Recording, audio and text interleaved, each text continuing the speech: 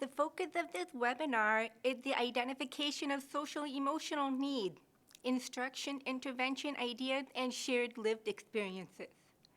During this webinar series, the students who are deaf or hard of hearing will be referred to as students, with the understanding that the focus of this webinar is on them. Unless indicated that the students are hearing, the audience should assume presenters are focusing on those who are deaf or hard of hearing. In Minnesota, approximately 88% of the students are educated in their home districts. Therefore, this webinar series will focus on those experiences for which there may be compromised access that affect development language, academic, and social language skills.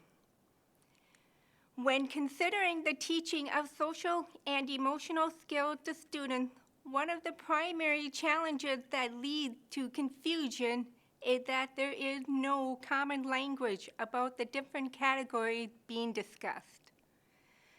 For example, some people talk about the social interaction norms and friendship skills that kids need to develop, including how to make friends, disagree about something politely, or how to play games. Others talk about the emotional health of students, such as how they feel about their varying hearing levels or how they deal with their feelings of being solitaires in the classroom.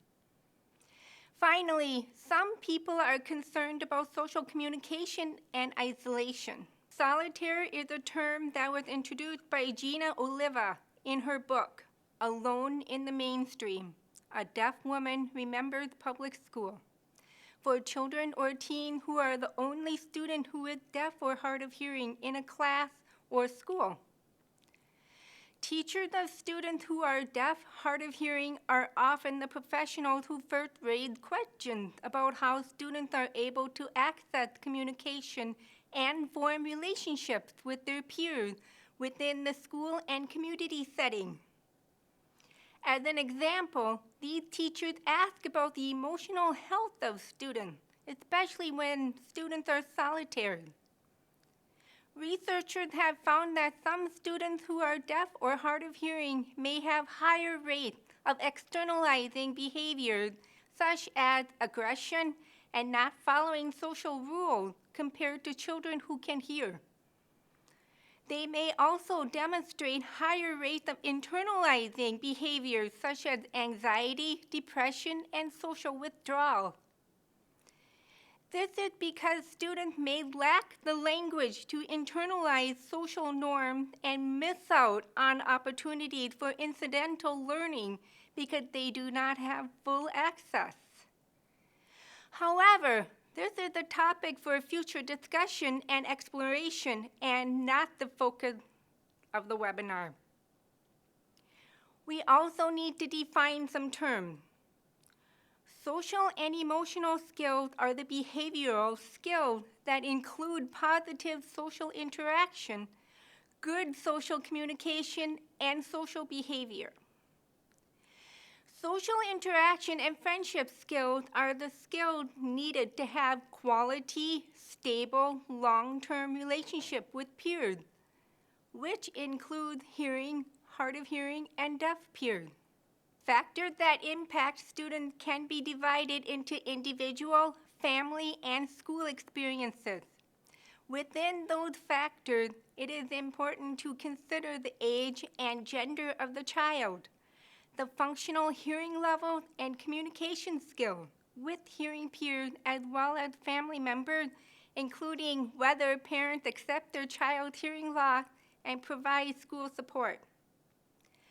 Another purpose of the webinar is to illustrate some of the challenges that students have as they journey through school years.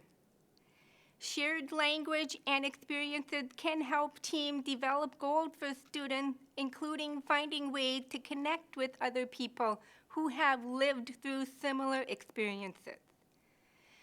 Some of those stories will be shared by adults or older teens. Sharing of lived experiences provide validation and support to solitaires and open the door to shared experiences to start conversations with students.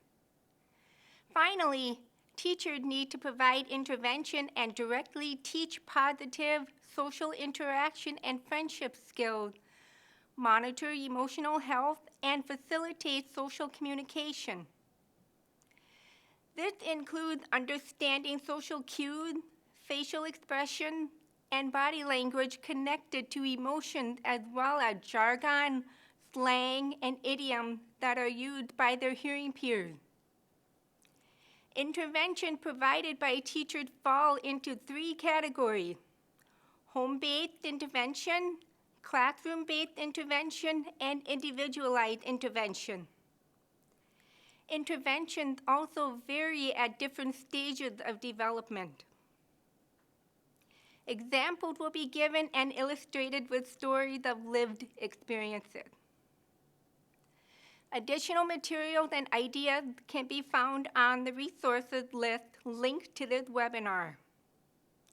We hope teachers discover ideas to support social emotional development and skills that are unique to students who are deaf or hard of hearing.